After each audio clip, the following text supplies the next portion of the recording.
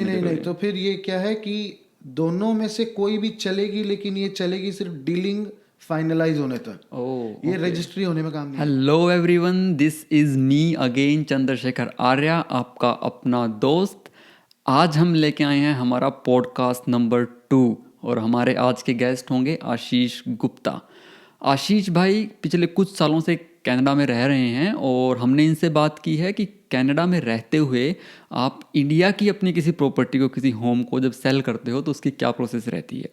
Recently आशीष ने अपना new Delhi में घर एक सेल किया था, तो अपने एक्सपीरियंस से हमें कुछ बातें वो बताएंगे। इंटरेस्टिंगली आशीष एक फूड ब्लॉगर भी हैं और नेबरहुड कमेटी के बोर्ड मेंबर भी हैं। उसके बारे में भी हमने इस वीडियो में बात की है और जाने अनजाने में हमसे कुछ इमोशनल बातें भी हुई हैं। आशा करता हूँ और मुझे पूरा यकीन है कि हमारे इस कन्वर्सेशन से आपको कुछ ना कुछ ज़रूर फ़ायदा होगा, आप कुछ ना कुछ नया सीख के जाएंगे। हमारी इस बातचीत को ज़्यादा से ज़्यादा लोगों तक पहुँचाने में हमें आपकी ज़रूरत पड़ेगी। चैनल को सब्सक्राइब कर दीजिए और इस वीडियो को जितना हो सके शेयर कर दीजिए, ताकि आपकी तरह किसी ना किसी को इस हमारी बातचीत से कुछ ना कुछ सीखने का ज़रूर मौका मिले। चलिए बिना किसी देरी के शुरू करते हैं आज का podcast with Ashish Gupta on Chandrashekhar Arya talks.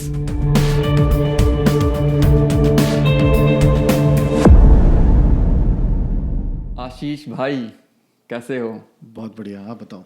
बस एकदम बढ़िया।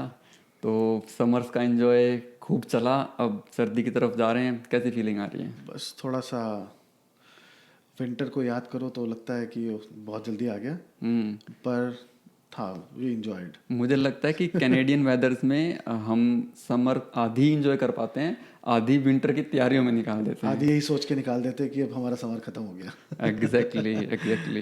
राइट। आशीष भाई, बहुत सारे क्वेश्चन हैं। सबसे पहले तो मुझे आपके बारे में जानना है। मैं पढ़ रहा था आपके बारे में, कुछ इंटरेस्टिंग फैक्ट पता चले, उससे क्यूरियोसिटी पैदा हुई, तो सबसे पहले वहीं से स्टार्ट करेंगे। मैंने 2 चीज़ें पढ़ी। एक, आप फूड ब्लॉगर भी हैं, जी। इंस्टाग्राम पे छाए हुए हैं आप। दूसरा, आप नेबरहुड कमेटी के बोर्ड मेंबर भी हैं। जी एक्सप्लेन करेंगे वन बाय वन क्या चीज़ है ये? ज़रूर ज़रूर। सो इंस्टाग्राम स्टार्ट हुआ ऑलमोस्ट 4 साल पहले, 4-5 साल पहले। सोच के नहीं स्टार्ट करा था कि क्या करना है नहीं करना है। फिर कोविड आया, कोविड में घर में रहने के कारण हमने खाना वाना घर पे सब बनाना चालू करा, तो खाने में इंटरेस्ट आया। उससे पहले तो किचन में इतना जाना वाना भी नहीं होता था। कोविड में खाना वाना बनाने का थोड़ा सा इंटरेस्ट जगा, यूट्यूब देख देख के खाना बनाना सीखा, रियलाइज़ करा कि खाना बहुत अच्छा बनाने लग गए। तो फिर इसको धीरे धीरे देखा कि इंस्टाग्राम पे ये फूड ब्लॉगिंग ये कुछ ज़्यादा चल रहा है, तो हमने कहा क्यों नहीं, तो करना स्टार्ट करा। अच्छा रिस्पांस आया, लोगों ने अच्छा रिस्पांस दिया, व्यूज़, लाइक्स, कमेंट्स। ये कौन से ईयर की बात है? ये है वही कोविड वाली है, 2020 के बिगिनिंग की। 2019 2020 के हाँ आसपास। वही तो कोविड। इंस्टाग्राम पे आपने स्टार्ट? इंस्टाग्राम पे उससे पहले सिर्फ 1-2 फोटोज़ थी, फॉलोअर्स ज़्यादा नहीं थे। अपनी फैमिली की फ़ोटोज़ डाल लेना, कभी कहीं गए तो फ़ोटो डाल लेना, तो ठीक है, 2-4 लाइक्स फैमिली वाले फ्रेंड्स वाले मिल जाते थे। फूड ब्लॉगिंग का इतना आइडिया भी नहीं था, तो फूड ब्लॉगिंग का जब डालना चालू करा तो देखा रिस्पॉन्स अच्छा है, लोग वाकई में वही ढूंढते हैं। एंड दे आस्क यू कि आपने कैसे बनाया, रेसिपी शेयर करो वगैरह वगैरह, क्योंकि देखने में बहुत अच्छा लग रहा है। तो वैसे करते करते रिस्पॉन्स मिला। रिस्पॉन्स मिलने के बाद फिर देखा कि why not do it on a regular basis, तो रेगुलर बेसिस पे स्टार्ट करा। तो करते करते अच्छा रिस्पॉन्स आया, अच्छे फॉलोअर्स बन गए। फिर कुछ कंपनीज के साथ कोलैबोरेट भी करा। अरे वाह! तो वो कैनेडियन कंपनीज थी या? मोस्ट ऑफ द तो कैनेडियन आपकी जो ऑडियंस थी, आई गेस वो एक टाइम पे 80 90 100,000 तक टच हो गया था, राइट? 100,000 तक था। फिर बीच में इंस्टाग्राम एक ऐसी चीज़ है कि आप इंटरेस्ट एक बारी एक लेवल, एक टाइम पे बहुत हाई लेवल पर होता है, उसके बाद करते करते वो इतना स्टैग्नेंट हो जाता है कि देन यू रियलाइज़ कि नहीं यार, छोड़ते हैं, बहुत ज़्यादा टाइम लगा रहे हैं। तो फिर उसके बाद धीरे धीरे करते करते आई स्टार्टेड लूजिंग फॉलोअर्स। एक टाइम पे अभी लास्ट जो लेटेस्ट था वो 15-16 हज़ार पर आ गया। तो मेरे जो ऑडियंस थे, क्योंकि इंडियन हूँ, इंडिया के लोगों से स्टार्ट करा, तो ज़्यादातर इंडियंस थे। फिर जब यहाँ पर फूड ब्लॉगिंग का स्टार्ट करा तो फूड ब्लॉगिंग में हर तरह के फूड थे, इंडियन फूड्स भी थे, यहाँ के लोकल स्टोर्स में जाके उनकी वीडियोस वगैरह बना के भी डालना। तो यस, ऐसे ये चीज़ें इम्प्रोवाइज होने लग गई। तो फिर कनेडियन ब्रांड्स को स्पॉन्सर करा था। इंटरेस्टिंग। तो हाँ, वैसे ही चला फिर तो उनको स्पॉन्सर करने के बाद फिर इट वाज गुड। फिर अभी कुछ टाइम पहले की बात है, I change my phone number change हुआ। आई मेड अ मिस्टेक कि फ़ोन नंबर मैंने उस पर करंट वाला अपडेट नहीं करा। अब now I am not able to go back to my account lock हो गया है। Oh, that's sad. I know. So उसको रिकवर करने का कुछ तरीका आपने देखा? उसको रिकवर कैसे कर सकते हो या कोशिश की हो आपने? बहुत कोशिश करी, रिकवर करने के कुछ तरीके हैं एंड अनफॉर्चुनेटली कुछ भी काम नहीं कर रहा, but I am keep trying. So उसमें कुछ ऑप्शंस होते हैं जब आप अपना अकाउंट, जब इंस्टाग्राम को थोड़ा सा भी डाउट होता है कि हाँ आप हो या नहीं हो, कोई और someone else is trying to get into your account, तो वो आपसे वेरिफिकेशन के लिए कुछ चीज़ें मांगता है। एक तो आपके नंबर पे कोड भेजता है, उसके बाद एक नई चीज़ें स्टार्ट करी हैं, वो व्हाट्सएप पे कोड भेजते हैं कि अगर इनकेस आपका फ़ोन नंबर नहीं काम कर रहा हो, आप फिर व्हाट्सएप यूज़ कर रहे हो। फिर एक और ऑप्शन है कि जब आपका अकाउंट एक्टिव है तो एक ऑप्शन होता है कि आप बैकअप कोड्स ले सकते हो। बैकअप कोड्स में आपके पास 8-10 कोड्स का वो एक लिस्ट देते हैं और कहते हैं स्क्रीनशॉट लेके रख लो, तो उसका भी ऑप्शन है। इतने ऑप्शन तो मुझे भी नहीं पता थे। हाँ तो बैकअप कोड तो कभी सोचा ही नहीं इस बारे में, तो एक लेके भी रखा था, तो कभी वो याद भी नहीं है इस अकाउंट का है, किसी और अकाउंट का है। ट्राई करा, वो नहीं हो रहा, नंबर चेंज हो गया, वो नहीं जा रहा। तो इनके एक दो और ऑप्शंस हैं जिसमें ये कहते हैं कि सेल्फी वीडियो डालो एंड वो वेरीफाई करते हैं कि जो अकाउंट के प्रोफाइल पे जो फोटोज हैं वो आपके सेल्फी वीडियो से मैच कर रहे हैं नहीं कर रहे हैं। इनका कोई एआई होगा जो बैकएंड में ये चेक करता है एंड अनफॉर्चुनेटली वो भी ये शायद वेरीफाई नहीं कर पा रहे हैं। बहुत इसका मतलब अब ज़्यादा स्मार्ट हो गए हो तो उनका कैमरा जो कैच नहीं कर पा रहा है। वाइस वर्सा भी हो सकता है तो वो भी ट्राई कर रहे हैं। इंस्टाग्राम को डायरेक्टली ईमेल वगैरह जो भी ऑनलाइन सर्च करके करा है। बट सो गाइज, अगर आपको कोई भी तरीका पता है, इंस्टाग्राम का कोई ट्रिक पता है जिससे रिकवर किया जा सकता है, तो प्लीज़ डू कमेंट और आशीष भाई की हेल्प कीजिए उस इंस्टाग्राम अकाउंट को रिकवर करने के लिए। सो मूविंग फॉरवर्ड कि हम दोबारा से इस पॉइंट को टच करेंगे, उससे पहले मैं ये जानना चाह रहा था कि you are in Canada, right? आपको कुछ टाइम हो गया है यहाँ पे आए को, और आप दिल्ली से मूव किए थे। दिल्ली से आए, राइट? तो आपने जब दिल्ली से मूव यहाँ पे किया, देन आपने अपना घर भी परचेज़ किया, तो एक बड़ा इंटरेस्टिंग सा टॉपिक बनता है छोटा, जिसमें बहुत सारे क्वेश्चंस हमारे कम्युनिटी मेंबर्स के आते रहते हैं। तो मैंने सोचा था इस पॉडकास्ट के लिए कि आपके उससे रिलेटेड बात करूँगा, लेकिन जब मैं रिसर्च कर रहा था तो बहुत सारी चीज़ें निकल के आई आपके बारे में, तो मैं रोक नहीं पाया अपने आप को, तो मैंने स्टार्टिंग इंस्टाग्राम से कर दी। तो let's come back to the point कि जब आप कनाडा में रह रहे हो और आपको अपनी प्रॉपर्टी जो आप इंडिया में ओन करते हो उसको यहाँ बैठे बैठे सेल करनी हो, बेचनी हो, तो क्या प्रोसेस है वो, उसको ब्रेक डाउन कर सकते हो? क्योंकि आपने रिसेंटली ये एक्सपीरियंस किया है, आपसे अच्छा इसको कोई नहीं बता पाएगा। जरूर, बड़ा सिंपल सा प्रोसेस है, पता नहीं लोगों ने इसको कॉम्प्लिकेट क्यों कर रखा है।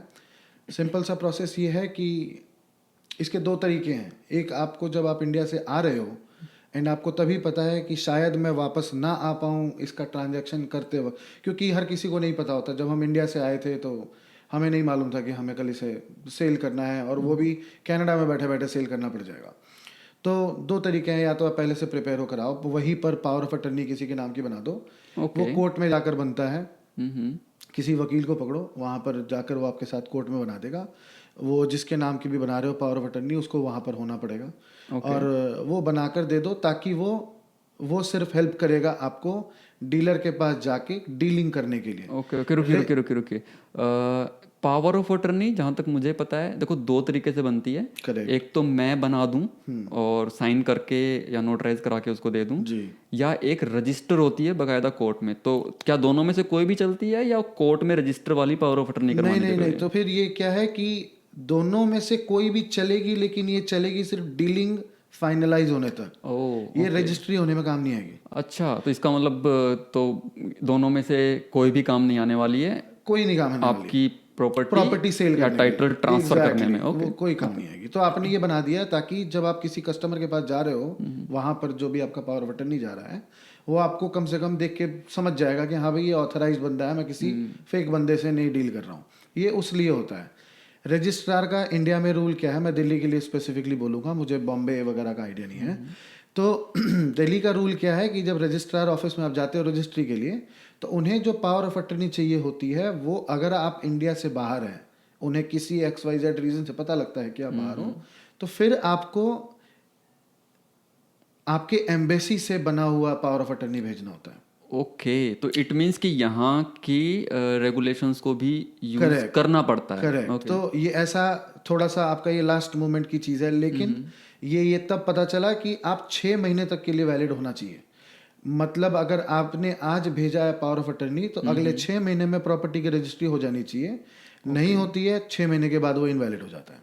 तो क्या ये एक अच्छा आइडिया है कि आप डील आपकी बनने वाली है तब आप इस कराओ। डॉक्यूमेंट को ये ज़्यादा सेफ है, क्योंकि आपने पहले करा के भेजा, आपकी प्रॉपर्टी की बात हो रही थी, 6 महीने में नहीं बिका आप, क्योंकि देखो पैसे लगते हैं हर चीज़ में, यहाँ पे भी आप जब कराते हो तो पैसे लगते हैं। तो अच्छा आइडिया ये है कि आप जब की आपकी डील हो जाए, आपको पता है कि हाँ भाई सब कुछ होने लग गया है, टोकन मिल गया हो या जो भी, या ऑलमोस्ट फाइनल स्टेज पर हो, तब यहाँ से बनाओ। ओके, इस पॉइंट पे आगे जाएं उससे पहले बैक चलते हैं कि जब आप प्रॉपर्टी दिखा रहे हो लोगों को, राइट, तो आप प्रॉपर्टी डीलर के थ्रू ही जाना पड़ेगा क्योंकि आप तो यहाँ हो। ज़्यादा सेफ होता है प्रॉपर्टी डीलर के थ्रू जाने पे, क्योंकि प्रॉपर्टी डीलर आपके बड़े सारे क्वेश्चंस जो हैं बायर के, वो एलिमिनेट कर देता है। ओके, क्योंकि प्रॉपर्टी डीलर से वहां पर आपके बारे में 10 सवाल नहीं पूछे जाएंगे, लेकिन अगर आप किसी इंडिविजुअल को भेजोगे, वो पूछेगा कि आप क्यों ओनर क्यों नहीं। डीलर से एंड तक, जब तक ये फाइनल जो टोकन मनी का जो प्रोसेस होता है, उस तक नॉर्मली कोई नहीं पूछता कि क्या लेना देना उन्हें, डीलर तो आ ही रहा है। ओके, तो ये है, जब आपका फाइनलाइज हो जाता है तो प्रोसेस बड़ा सिंपल है कि आप अपना एक ऑनलाइन जाओ, ड्राफ्ट निकालो, उस पर एक सर्टेन फील्ड्स हैं, आपको मैंडेटरी चीज़ें हैं, आपका नाम, आपकी प्रॉपर्टी कहाँ है, प्रॉपर्टी के पेपर्स पे जो इनका जो बुक नंबर वगैरह वगैरह होता है, रजिस्ट्री नंबर, वो सब डालो, पेपर का प्रिंट आउट लो, 2 कॉपी लो, एम्बेसी में अपॉइंटमेंट लेकर जाओ, अपने पासपोर्ट स्टेटस जो भी आपका है वो सारे लेकर जाओ, एक विटनेस को, 2 विटनेस को लेकर जाओ, विटनेस जा सकता है तो जाओ, नहीं जा सकता है तो उस विटनेस के पेपर पे साइन लेकर किसी भी लॉयर के पास उस पेज को नोटराइज कर लो कि इस लॉयर ने, यहाँ लोकल कनाडा के लॉयर ने उन दोनों विटनेस से मिलके उनसे सामने साइन करवाया है। लॉयर या पैरालीगल जो नोटरी? हमने मतलब लॉयर से करवाया था, आप नोटरी करवा सकते हो,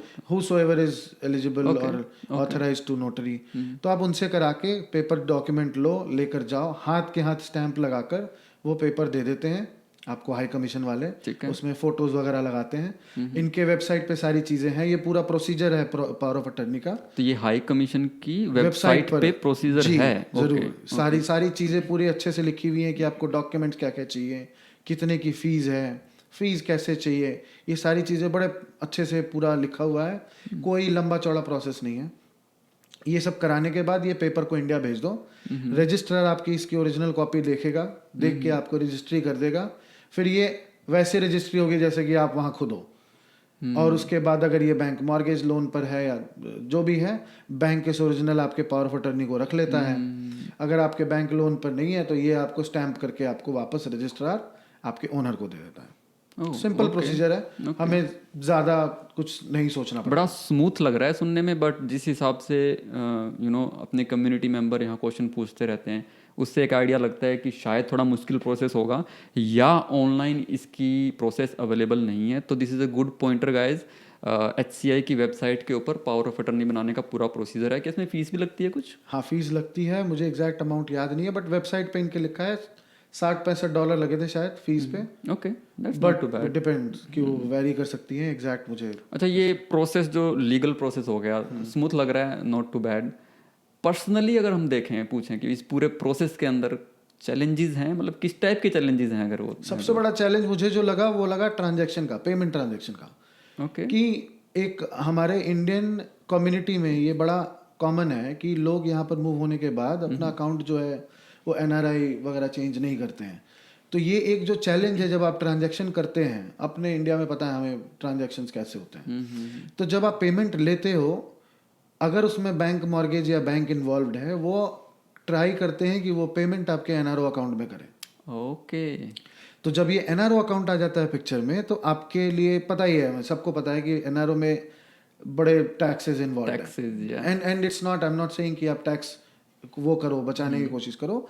तो हमें ये थोड़ा चैलेंजिंग लगा कि हम तब तक, वही इंडियन कम्युनिटी वाली बात है, हमने कभी सोचा नहीं था कि हमें ज़रूरत पड़ेगी एनआरओ की, क्योंकि तब तक काम चल रहा था, इंडिया से ट्रांजैक्शन ज़्यादा रह नहीं गए। तो फिर हमने एनआरओ यहाँ से खुलवाया। ये थोड़ा सा हमारे लिए चैलेंजिंग प्रोसेस था कि यहाँ से अप्लाई करा, यहाँ से डॉक्यूमेंट्स इंडिया भेजें, उन्होंने वहाँ से वेरीफाई करके फिर हमें किट भेजा, फिर हमने यहाँ का अकाउंट डिटेल भेजा, क्योंकि ट्रांजैक्शन उसी अकाउंट में होने। तो हमारे लिए बस यही चैलेंजिंग प्रोसेस था, बाकी तो सारे प्रोसेसेस स्मूथ। तो अभी शायद ये वाला प्रोसेस थोड़ा सा स्मूथ हो जाएगा क्योंकि आईसीआईसी बैंक की प्रेजेंस ओटवा में हो गई है। तो अगर आपको एनआरओ अकाउंट के लिए कोई भी इंक्वायरी है, कार्तिक कुमार शायद उनको यहाँ पे रिप्रेजेंट कर रहे हैं। He is a very nice guy, बहुत बार इनसे मिलना हुआ है। मैं डिटेल डिस्क्रिप्शन में डाल दूंगा, if you want to contact him you can do that. तो इसके अलावा ऐसा कोई चैलेंज, जैसे डीलिंग आपने बोला कि रियल्टर करता है, यानी कि प्रॉपर्टी डीलर करता है। आपको पता है कि प्रॉपर्टी डीलर्स इंडिया के अंदर थोड़े से चालाक प्रोफेशन माना जाता है, या होते हैं, उसको कैसे हैंडल कर सकते हो? मतलब कि आपके पास कोई रिलेटिव होना चाहिए जो उनके टच में रहता है, या यहाँ से भी उन चैलेंजेस को आप मैनेज कर सकते हो, या दिमाग में मान के चलते हो कि 2-4% अगर ऊपर नीचे हो रहा है तो दैट्स फाइन? पैसे की कोई टेंशन नहीं थी, क्योंकि पैसे की सब चीज़ें इंडिया में पेपर पे होता है। कोई भी बायर नहीं कोशिश करेगा कि मैं डीलर को कोई और पैसे दूं और आपसे ट्रांजैक्शन में कुछ और लिखवाऊं। तो बायर के पॉइंट ऑफ व्यू से देखा जाए तो यहाँ पर कोई डाउट नहीं था। हमारे केस में क्या था कि इस प्रॉपर्टी डीलर को हम पहले से जानते थे, क्योंकि हमने इसी से वो घर खरीदा था, and he is a very young guy, तो चांसेस कम थे कि हमारे साथ कुछ गलत करेगा। डेफिनेटली वहाँ पर किसी का नोन होता है, अगर आपका वहाँ नोन है लोकल में, इट इज़ वेरी हेल्पफुल। हमारे केस में चीज़ें थोड़ी सी अलग मुड़ गई थी। हमने जिसको टेनेंट बनाया था, दे डिड समथिंग रॉन्ग, हमें फिर खाली करवाना पड़ा, उसके लिए अलग प्रोसीजर में जाना पड़ा, कोर्ट केसेस वगैरह में लग गए हम। तो इससे भी रिलेटेड एक बड़ा अच्छा पॉइंट है, जिनके पास भी इंडिया में प्रॉपर्टी है एंड आपने वहाँ से आने के पहले वो बनाया था, रेंट एग्रीमेंट बनाया था, फिर हमारे साथ एक बड़ा चैलेंज होता है कि इंडिया में बनते हैं 11 महीने के लिए। एग्जैक्टली 11 महीने के बाद रिन्यू कराने की बड़ी दिक्कत हो जाती है। Housing.com पे मैंने ये रियलाइज करा, मैं प्रमोट नहीं कर रहा हूँ Housing.com को, बट Housing.com पे इसको बीप कर दें क्या? तो Housing.com पे एक बड़ा प्यारा इन्होंने बहुत अच्छा प्रोसेस बना रखा है कि आप बाहर बैठे बैठे ई सिग्नेचर के थ्रू आप रेंटल एग्रीमेंट बना सकते हैं। ओके। तो हमने ये अपना रेंटल एग्रीमेंट ऐसे ही रिन्यू करा था। आपको पूरी अपनी लोकेशन डाल दो, जो भी मर्जी करना है कर दो, ई सिग्नेचर कर दो, एंड जो आपका टेनेंट है उसके पास भी सेम ईमेल जाती है आपके सिग्नेचर के बाद, जो हमारा आज का नॉर्मल ई सिग्नेचर का प्रोसीजर है, एंड वो साइन करता है, दोनों के पास एक डिजिटल कॉपी चली जाती है। ये बड़ा अच्छा लगा प्रोसीजर मुझे, पूरे स्टैम्प ड्यूटी के साथ पूरा प्रोसेस होता है, एंड इट्स नॉट एक्सपेंसिव। ये इसकी सबसे अच्छी बात है। 15-20 मिनट के अंदर सब कुछ हो गया। तो आपको किसी नोटरी के पास नहीं जाना, किसी कोर्ट में नहीं जाना आपको रेंटल एग्रीमेंट बनाने। इस रेंटल एग्रीमेंट को जो आपने वेबसाइट बताया उसके थ्रू होता है, इसको कोर्ट एक्सेप्ट करती है? ये इंडियन नॉन जुडिशियल का जो आपका स्टैम्प पेपर होता है, ये उस पे बनता है। तो ये इट्स बिल्कुल एज गुड एज जो आप नोटरी में जाकर बनाते हैं स्टैम्प पेपर लेकर। मींस वो stamp paper is registered in the court, right? हाँ, दिल्ली में तो अब ये ऑनलाइन आ गया है सारा स्टैम्प ड्यूटी वगैरह। तो आपका ये पूरा वैसा ही process, front page you will be able to see कि आपका जो है वो इंडियन नॉन जुडिशियल का ऊपर एम्ब्लेम है, फिर पूरी डिटेल्स हैं। तो ये बड़ा अच्छा सिस्टम लगा, तो just for everyone. Okay, that's cool, that's nice. बहुत ज़्यादा चैलेंज तो नहीं है नहीं। अब क्योंकि आप यहाँ बैठ के बेच रहे हो, थोड़े बहुत चैलेंजेस होंगे तो आने ठीक है, यू शुड कंसीडर इट। इतना तो क्योंकि नॉर्मल नहीं हो रही हैं चीज़ें, तो थोड़ी सी अब नॉर्मलिटी भी इतना बनता है, इतना तो बनता है। That's cool. अच्छा, जो मैंने स्टार्टिंग के अंदर आपके इंट्रोडक्शन की बात की थी, तो मैंने एक वर्ड यूज़ किया था, तो नेबरहुड कमेटी। पहले तो मुझे ये बताओ कि ये नेबरहुड कमेटी होती क्या है?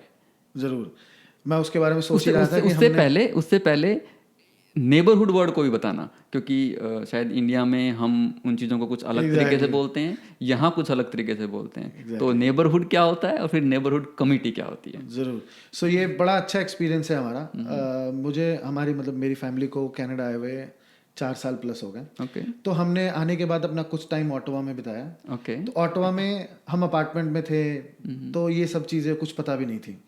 तो जब हम यहाँ आए, हमने घर परचेज करा एल्मर में, तो इन सब चीज़ों के बारे में पता चला। नेबरहुड जो वर्ड है, इंडिया में जैसे हम अपने मोहल्ला या फिर अपने जो मोहल्ले की जो कमेटी होती है वहाँ पर, कि एक पर्टिकुलर मोहल्ला है, वहाँ पर कुछ लोग मिलकर उसके कॉलोनी बनाते हैं। अब इंडिया में वहाँ पर रेसिडेंशियल कॉलोनी बोलते हैं या फिर रेसिडेंशियल कम्युनिटी बोलते हैं। ओके तो वैसा ही है सिमिलर। तो यहाँ पर एक 4-5 स्ट्रीट या फिर जैसे यहाँ पर नेबरहुड और आपका हर एरिया का एक एरिया बोलते हैं जिनको, यानी एक जो बड़ी कॉलोनी बनती है उस कॉलोनी को नेबरहुड बोल देते हैं। करेक्ट। तो उस नेबरहुड में आपके कुछ स्ट्रीट्स होते हैं यहाँ पर, जैसे उस नेबरहुड के इर्द गिर्द 4-5 स्ट्रीट्स हैं, उसके बाद कोई और एरिया कनेक्ट हो रहा है, तो इन 4-5 स्ट्रीट्स को मिलाकर एक कमेटी बनती है, नेबरहुड कमेटी बोलते हैं। उनमें आपके यही इंपॉर्टेंट रोल्स होते हैं, वाइस प्रेसिडेंट। इनका क्या है कि इनका सिटी के साथ टाई अप होता है, कुछ चीज़ों को लेकर, जैसे कि आप जो भी अपने नेबरहुड में कोई भी एक्टिविटीज़ कराते हो वो आपके बाई लॉज के अंडर आए। अगर सिटी के पास आपके लिए फंड है, जैसे आप कुछ कर रहे हो उसके लिए आपके नेबरहुड का वेलफेयर हो रहा है, कम्युनिटी का कुछ अच्छा हो रहा है, तो they also give you some funding, help करते हैं आपको, and they promote so that आप करो, आपसे देखकर कोई और नेबरहुड भी करे, इससे हमारा कल्चर बना रहे, कैनेडियन कल्चर बना रहे। तो ये होता है नेबरहुड कमेटी। तो जब हम इधर मूव होकर आए, मेरी पूरी फैमिली आई, तो वी नोटिस्ड कि ये जो हमारा जो नेबरहुड है, जो यहाँ की कम्युनिटी और कल्चर है, ये बहुत ही पॉजिटिव और स्ट्रांग लगा मुझे ऑटोवा के कंपैरेटिव। ओके। एंड मैं भी पूरे क्यूबेक या गैटिनो की बात नहीं कर रहा, मैं अपने एरिया की बात कर रहा हूँ। ओके, यहाँ एक छोटा सा कॉन्टेक्स्ट मैं आप लोगों को दे देता हूँ। जैसे आशीष भाई ने यूज़ किए वर्ड कि मैं पहले ओटावा रहता था, देन हमने एल्मर में घर लिया। तो ये कुछ ऐसा है कि कनाडा की जो नेशनल कैपिटल है वो ओटावा है। ओटावा सिटी ओंटारियो प्रोविंस यानी स्टेट के अंदर है। और जैसे दिल्ली में एनसीआर है, गुड़गांव भी एनसीआर में आता है, नोएडा भी एनसीआर में आता है, पर नोएडा यूपी में पड़ता है, यूपी स्टेट में पड़ता है, और गुरुग्राम जो है वो हरियाणा स्टेट में पड़ता है।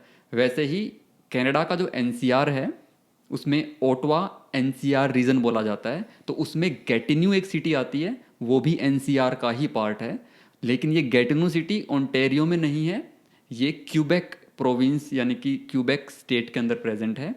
ओटावा और गैटिन्यू को बीच में एक रिवर कट करती है, उसको ओटावा रिवर उधर बोल देते हैं, क्यूबेक रिवर इस तरफ बोल देते हैं, और ये ब्रिजेस से जुड़ी हुई है। But this is very close.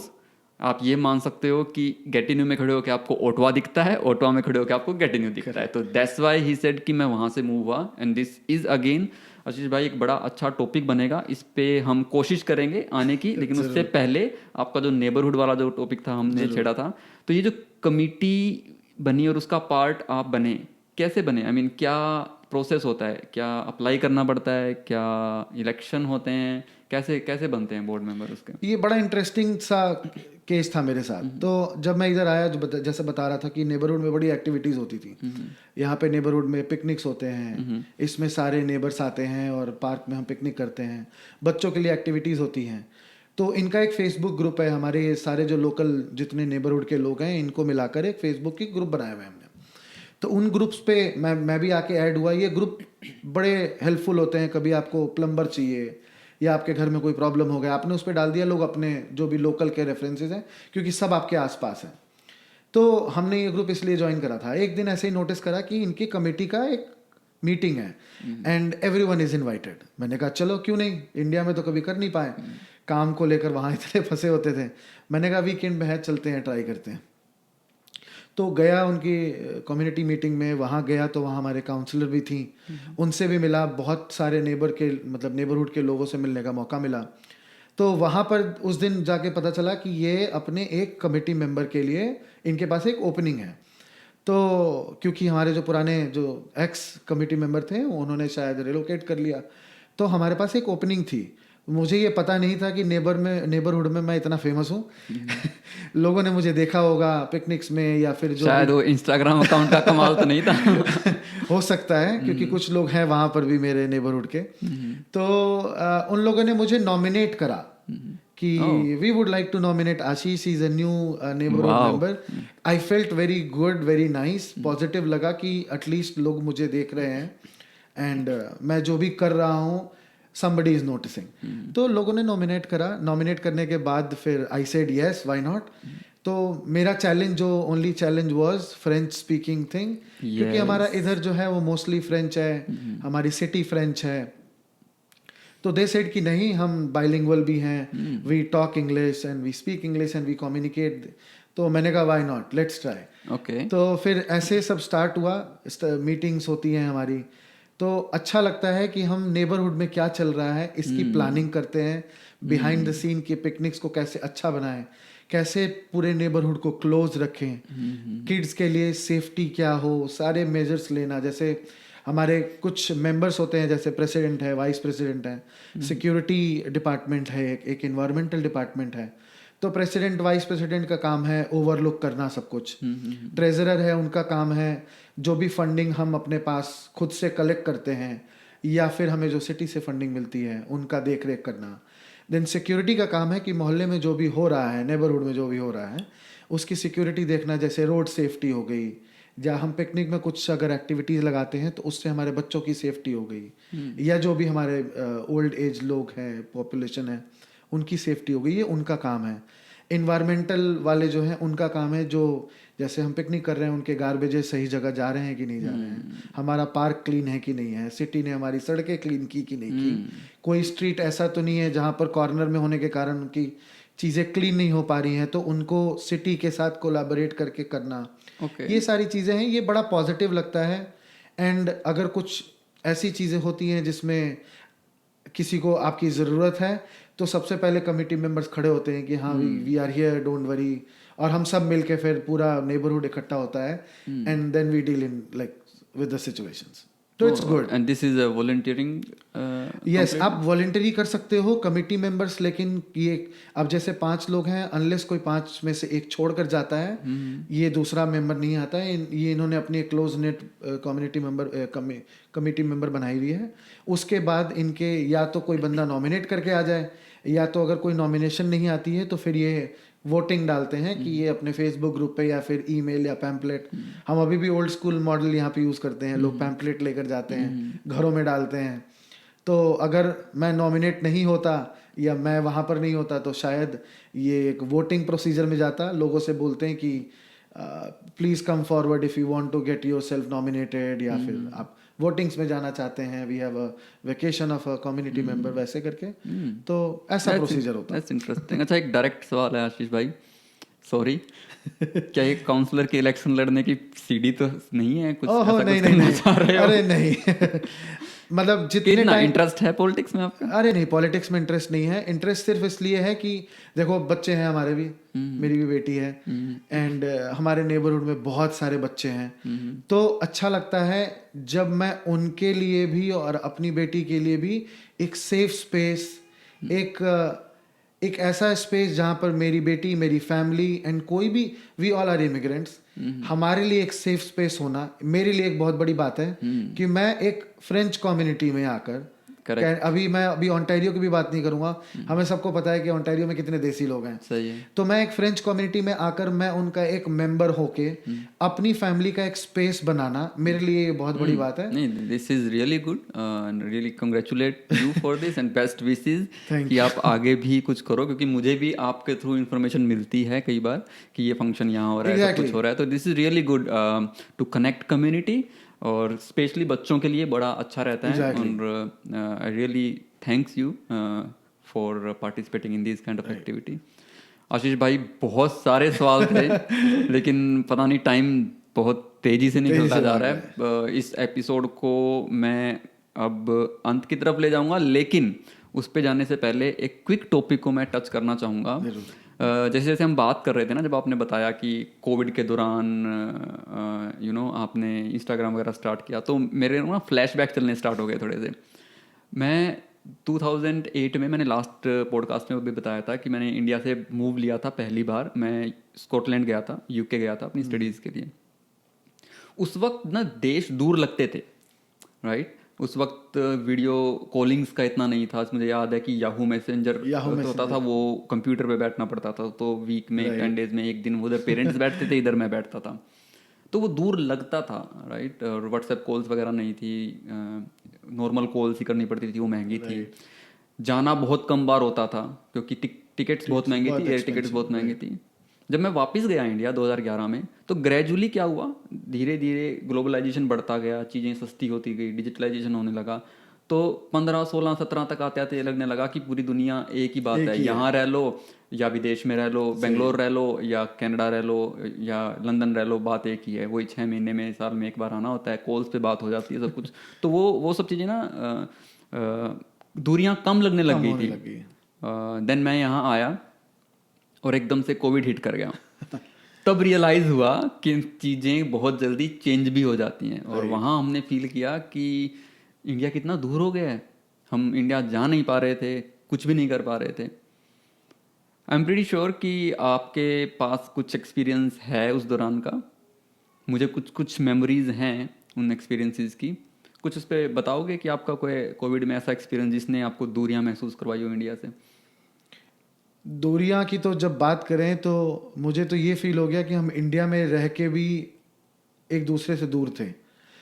Covid के टाइम पर प्रॉपर्टी की कुछ प्रॉब्लम थी जिसके कारण हमें इंडिया जाना पड़ा। और ये भी आपका कोविड के दौरान ही हो रहा था? ओके। तो जो अभी मैंने बताया था कि मेरे टेनेंट्स खाली नहीं कर रहे थे वगैरह वगैरह, जो प्रॉब्लम थी, हमने ये रियलाइज करा कि जब आपकी प्रॉपर्टी आपके लिविंग प्लेस से दूर होती है, जब आप वहाँ नहीं हो, तो लोग अक्सर ये सोच लेते हैं कि आप तो यहाँ हो नहीं, अगर हम कल के कुछ करें भी तो आप क्या कर लोगे, आप तो हो नहीं यहाँ। तो ऐसा लोग फील करते हैं। तो जब हमने देखा कि वो प्रॉपर्टी हमारी खाली नहीं हो रही एंड ये रियलाइज़ करा कि हमारे वहाँ नहीं होने के कारण नहीं हो रही, तो फिर हम वहाँ गए। जब हम गए थे तो कोविड की इतनी बुरी हाल नहीं थी। जब हम इंडिया लैंड करा हमने, तो अचानक से चीज़ें बिल्कुल पलट गई। डेल्टा वेरिएंट आ गया, वो वाला वेरिएंट जिसमें ऑक्सीजन की प्रॉब्लम हो रही थी लोगों को। ओके। वहाँ लैंड करते ही मुझे कोविड हो गया। ये 2020 की बात है? ये 2020 के अप्रैल की बात है। मैं पूरी फैमिली को लेकर चला गया क्योंकि हम थोड़े क्लोज हैं अपनी फैमिली से, तो हम छोड़ के जाना थोड़ा सा। फ्लाइट्स ओपन थी उस वक्त? फ्लाइट्स ओपन थी, लेकिन बहुत सारी टेस्टिंग्स इन्वॉल्व थी कि आप एक बार जाने से पहले टेस्टिंग कराओ, वहाँ उतरने के बाद टेस्टिंग कराओ। एक तो फ्लाइट्स बड़ी महंगी थी लेकिन उसके बाद भी प्रॉपर्टी स्टेक पर थी, तो हम जैसे तैसे करके वहाँ पहुँच गए। पहुँचने के बाद मैं दिल्ली, मैंने अपने वाइफ को और अपनी बेटी को भेज दिया अपने इन लॉज के घर। वो दिल्ली से लगभग 24 घंटे की दूरी पर है, ट्रेन की डिस्टेंस पे, और मैं अकेले दिल्ली में रह गया। मुझे कोविड हो गया एंड कोविड ऐसा हुआ कि मुझे हॉस्पिटलाइज होना पड़ा। इस दौरान आपके फादर की तबीयत भी खराब हो गई थी शायद? तो इसी दौरान जब मैं हॉस्पिटलाइज था तो मेरे मॉम, मेरे डैड को, दोनों को कोविड हो गया। पहले टाइफाइड से स्टार्ट हुआ, फिर कोविड हो गया। मेरी mom thankfully she recovered. My dad passed away Covid को ही लेकर। अभी मैं ठीक होकर आया ही था कि अचानक से 2 दिन में उन्हें आज कोविड हुआ, फिर कल ऑक्सीजन की प्रॉब्लम हुई और उसी दिन उन्हें हॉस्पिटलाइज करा and he could not survive. So ये हुआ था हमारे साथ। एंड मैंने इसलिए बोला कि इंडिया में रह के भी दूरी फील होने लग गई कि कोविड में इतना बुरा हाल था कि हम सामने रह के भी एक दूसरे को टच नहीं कर पाते, हम किसी से बात नहीं कर पा रहे थे, हम किसी के चेहरे को पूरा देख नहीं पा रहे थे। मेरे डैड बीमार थे, मैं तुरंत ठीक होकर आया था, पर मैं उनको हॉस्पिटल में जाकर टच भी नहीं कर पाया अपने खुद के पापा को, क्योंकि इतना बुरा हाल था। तो कोविड ने कुछ ये करा हमारे साथ कि हमें इतने पास सामने खड़े होके भी इसने इतना दूर कर दिया। हमने बहुत सारी चीज़ें न्यूज़ में देखी, कनाडा की, इंडिया की, कि लोग प्लास्टिक की शील्ड बनाकर एक दूसरे से मिल रहे हैं सो दैट मतलब दोनों पार्टी सेफ हैं। तो ये फीलिंग्स थी। तो इंडिया का हमारा जो एक्सपीरियंस रहा बड़ा ही हॉरिबल था। I am sorry Ashish for your loss. Covid से ही, कोविड की वजह, कोविड रीजन बना था जी। तो बड़ा हार्ड टाइम होगा उस टाइम आपके लिए, क्योंकि आप कनाडा से वहाँ विजिट पे गए थे किसी और काम के लिए and then you trapped in the COVID thing, right? बहुत ही डिफ़िकल्ट टाइम था हमारे लिए, हमारी फैमिली के लिए एंड मेरी मॉम के लिए स्पेशली। तुरंत सब कुछ खोकर अपने बच्चों के साथ भी नहीं रह पा रही थी, क्योंकि कोविड में हर किसी को अपनी सेफ्टी की टेंशन है। हर कोई कह रहा है किसी के साथ मत रहो, दूरी बना कर रहो, 14 दिन अलग रहो, ये करो वो करो। तो ये चैलेंजेस थे। 3 महीने रहने के बाद फिर ये इतनी बुरी हालत हो गई कि फिर कनाडा ने बैन्स कर लगा दिए इनकमिंग फ़्लाइट्स के लिए कि आपको थर्ड वर्ल्ड कंट्री होकर आना पड़ेगा। वी गॉट स्केयर्ड, छोटी बच्ची है एंड हमारी पूरी चीज़ें अब कनाडा में पड़ी हैं, जॉब्स हैं, सब कुछ है। तो वी थॉट वापस चलना चाहिए। जैसे सब कुछ सेटल हुआ वापस से, प्रॉपर्टी का तो पूरा हमारा रीडायरेक्ट हो गया सारा अपना डायरेक्ट, मतलब हमारी प्रॉब्लम ही सारी वहाँ पर भूल गए हम वहाँ, क्योंकि और कोई प्रॉब्लम आ गई। फिर एक ही चीज़ थी दिमाग में कि वापस चलते हैं क्योंकि वही सेफ़ है। ऑब्वियसली इंडिया में जैसे हैंडल करते हैं चीज़ों को और कनाडा में जैसे चीज़ों को हैंडल करते हैं, बहुत डिफरेंस है। तो हमने ये डिसाइड करा कि हम वापस आएंगे, बट कनाडा ने इसको और टफ कर दिया हाँ, वापस उस आने वक्त वापसी का फिर से ज़्यादा स्ट्रगल हो गया था, खासकर इंडिया से, क्योंकि वहाँ Exactly. पर नया वेरिएंट वहाँ से स्टार्ट हो रहा था, कुछ था ऐसा करेक्ट। हाँ, इंडिया से स्टार्ट हुआ था, या नहीं अफ्रीका से शायद स्टार्ट हुआ था, बट इंडिया में बहुत एकदम से फैल गया था। एग्जैक्टली तो आने का भी प्रोसीजर बड़ा लंबा रहा। पहले इंडिया से हम फ्रैंकफर्ट आए, दिल्ली से फ्रैंकफर्ट में रहे कुछ टाइम, कुछ आई गेस 18 घंटे रह के फिर वहाँ से मैक्सिको आए। मैक्सिको हमने तीन दिन का ले ओवर लिया क्योंकि टेस्टिंग वहाँ कराकर पॉजिटिव नेगेटिव रिजल्ट लेकर फिर ही कनाडा आपको एंटर करने देगा। फिर हम मॉन्ट्रियल आए। मॉन्ट्रियल में रूल था कि आपकी फर्स्ट पोर्ट ऑफ एंट्री में आपको टेस्ट कराकर नेगेटिव का रिपोर्ट लेकर ही आप घर जा सकते हैं। फिर हमने 3 दिन मॉन्ट्रियल में स्टे करा, वहाँ से नेगेटिव रिजल्ट लेकर फिर हम घर आए। फिर एक रूल था कि जब आप घर आते हो तो 14 दिन के लिए आप बाहर नहीं जा सकते, और उसमें भी 14 दिन के बीच में आपको 2 बारी टेस्टिंग करनी है। तो ये प्रोसीजर था, बड़ा ही स्ट्रगल्ड सिचुएशन था। मैं तो सोच भी नहीं पा रहा कि क्या क्या टाइम रहा होगा वो 3-4 right. महीनों का, कि कैसे आपने यहाँ से जर्नी स्टार्ट की किसी और पर्पज से, क्या क्या हुआ, देन कमिंग बैक, वो भी छोटी बच्ची के साथ। तब तो आना भी छोटी थी, आना बहुत छोटी थी तब 2.5-3 साल की थी। तो थोड़ा टफ था सिचुएशन। आज व्हेन वी लुक बैक तो दिमाग में यही चलता है कि किस पर्पस से गए, वो पर्पस तो हुआ नहीं, उसके साथ और क्या क्या चीज़ें हो गई एंड फिर वापस आए। तो टाइम लगता है इन सब चीज़ों से उभरने में, but lots of things, lots of emotions. Anyways, thanks for sharing this story, Ashish. And if you are not comfortable, आप कहोगे तो हम इसको निकाल भी सकते हैं एडिटिंग में, और if you are comfortable, we will keep in the video just to share your experience with our viewers. And ये टॉपिक के साथ मैं आज के पॉडकास्ट को विराम दूंगा, आज के एपिसोड को बोलूँगा मैं, क्योंकि एक बहुत अच्छा टॉपिक हमारे पास निकल के आएगा कि जो ओटावा रहे हैं, जिन्होंने कुछ टाइम के बाद क्यूबेक यानी कि गैटिन्यू में मूव किया है, they are still in national capital region, लेकिन उन्होंने ओंटारियो से क्यूबेक मूव किया है। इसमें चैलेंजेस, इसके पॉजिटिव्स, इसके नेगेटिव्स, इसके ऊपर हमारा एक पूरा पॉडकास्ट, एक नया एपिसोड बन सकता है, और वो हम जरूर रिकॉर्ड करेंगे जरूर। लेकिन आज के इस पॉडकास्ट को हम यहीं विराम देंगे। आपने जैसे इंस्टाग्राम वाले का जो आपने बताया कि तो आप फूड घर पे भी बनाते होगे, राइट? फूड सारे घर पे बनाते हैं। तो आप कौन सी डिश, कौन सा क्यूजिन बनाना पसंद करते हो ज़्यादा? मेरी फैमिली वेजिटेरियन है, तो मोस्टली वेजिटेरियन खाना ही बनाते हैं हम। तो इसमें स्नैक्स हो गया या फिर अला कार्ते हो गया, ये सारे। अब जो लड़कियां इस पॉडकास्ट को देख रही हैं ना, वो सोच रही होंगी ऐसा पति कहाँ मिलता है, कौन सी वेबसाइट पे मिलता है। नहीं, माय वाइफ लव्स मेरे हाथ का खाना, उसे पसंद है, and she is listening. Thank you, you motivated me. मेरे वाली तो गंदा भी बना दूंगा तो भी हाँ बोलेगी कि अच्छा बना दिया, ताकि कम से कम बना तो रहा है। नहीं, मेरी वाली मेरे को फीडबैक देके उसे ठीक करवा लेती है नेक्स्ट टाइम। ओके। तो ऐसा ही है, कुछ तो रहा, अच्छा एक्सपीरियंस है। कोविड से कम मैंने खाना बनाना सीखा, and I M proudly I can say कि नहीं, मैं अच्छा खाना बना लेता हूँ, देख के ही सही, लेकिन अच्छा बना लेता हूँ। तो मोस्टली वेजिटेरियन, पनीर की डिशेज या नॉन पनीर की डिशेज, स्नैक्स, सारी तरह की। That's good. थैंक यू आशीष भाई, एंड आई विश कि आपका इंस्टाग्राम अकाउंट जो है वो रिकवर हो जाए और हम कोलैबोरेशन में कुछ बनाएं तो हमारे भी कुछ सब्सक्राइबर्स और फॉलोअर्स बढ़ जाएं। जरूर, and thank you for inviting. You are most welcome, and I am looking forward to our next episode. तो गाइज, ये था आज का हमारा एपिसोड पॉडकास्ट का। मैं इसको एपिसोड नंबर 1 बोलूँगा आशीष भाई के साथ। इसको हम वापस से कंटिन्यू करेंगे नेक्स्ट टॉपिक के साथ।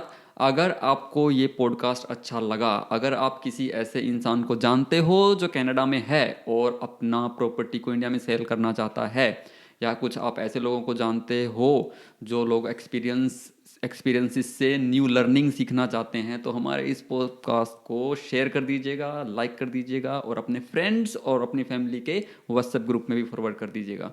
तो यहाँ इन शब्दों के साथ मैं इस पॉडकास्ट को विराम देता हूँ। अगले पॉडकास्ट में एक नई लर्निंग के साथ हम फिर मिलेंगे। तब तक के लिए आपका दिन शुभ हो, आपकी सेहत अच्छी रहे और आप निरंतर प्रगति करते रहे। जय राम जी की। जय राम जी की। Thank you.